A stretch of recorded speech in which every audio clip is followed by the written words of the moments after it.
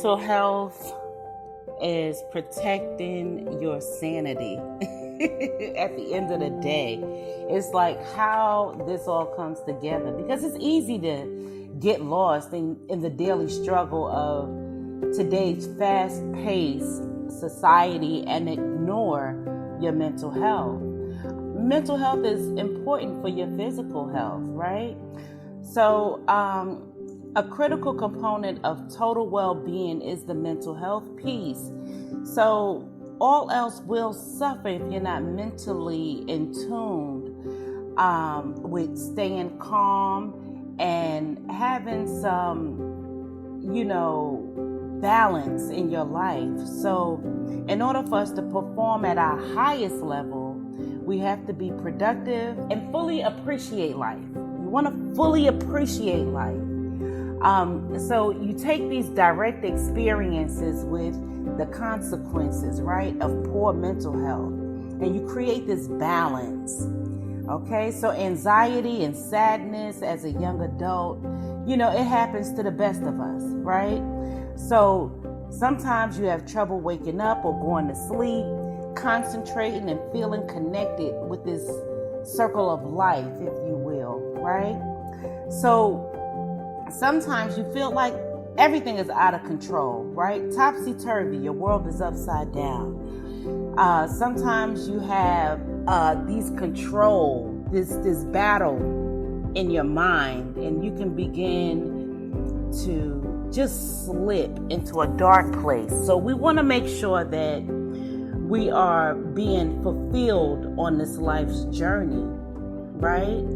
I'm not an expert on mental health. Let's be clear. I am not an expert on mental health. I'm just sharing with you some things that I believe that will help you on this journey, on this walk of life.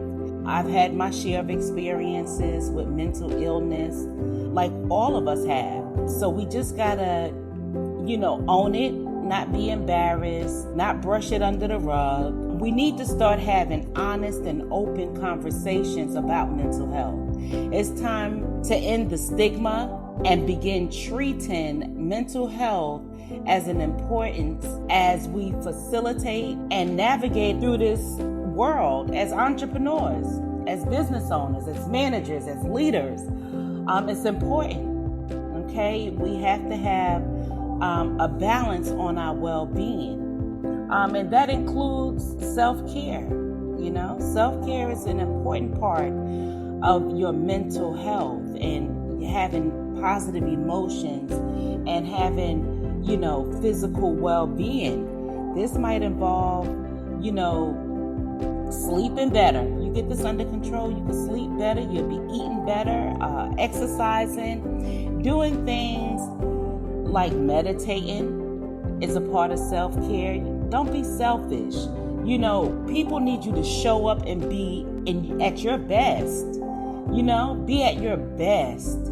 So it's necessary for us to take time and smell the roses and be ourselves. Don't go through life, shucking and jiving, wanting to be somebody that you're not. Be yourself, okay? And put yourself first. Be yourself and put yourself first. I'll say it like that. Be yourself and put yourself first. Use positive coping techniques. It's important that good coping strategies are in place to handle the ups and downs that life throws you. Being an entrepreneur can be very stressful at times.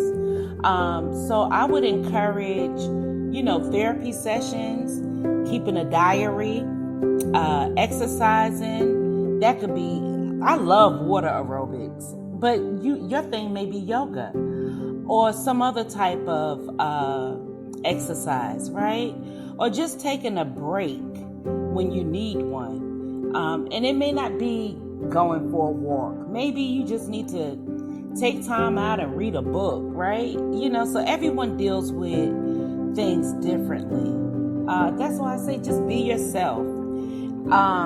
And know what you like and what's important, for you. And finding healthy ways to cope and having different strategies in place when things are not going your way, it's important, and it's an important key to identifying and being aware. Self-awareness is so important. So you want to construct a defense system as well, and that comes with your mental health, and having that support system. It's just really helpful. You know what I mean? Family members, close friends of mental health. It includes, that circle of life. You know what I mean? It's important to surround yourself with individuals that you can rely on and that have a listening ear. You know what I mean? It's important. I would also go as far as to say, set some limitations. You must establish your limits also. And that's not a bad thing. Actually, you're safeguarding your mental health when you do this by setting those limitations. And, say no to requests that don't line up with your principles. Take a break from social media from time to time. Other stressors, you know what they are, but identify them, write them down. Know when you need to separate yourself from these things. It's crucial, especially, on this journey, because they say Rome wasn't built overnight. So it's a process. So when you feel like you're becoming overwhelmed, just say, you know what? Hey, look, it's time for me to stop and smell the roses. And also, I would say get professional people involved. It's important that you get expert advice from time to time, depending on what your health issues are. And that's okay. That takes strength. That's not a weakness. That is strength. When you can go to the people and say, hey, look, I need some help. So don't be afraid to get different services when you feel weak. This is a part of leadership. This is a function in leadership. And, you have that right. You have to take care of yourself. And this is business, and this is how the players play.